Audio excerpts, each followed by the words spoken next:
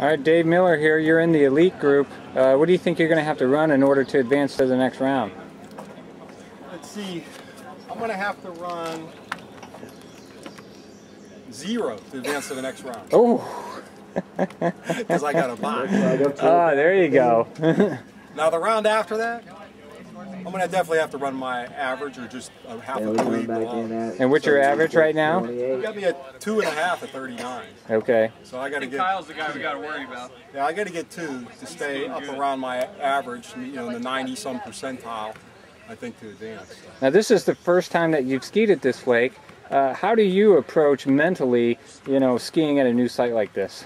Well, just try to focus on what I do at any site at the gate, you know, like pull out at the same time by using the pre-gates. You know, that's what is so nice about having the pre-gates. You know, before they instituted that, it was a lot harder to ski at different lakes.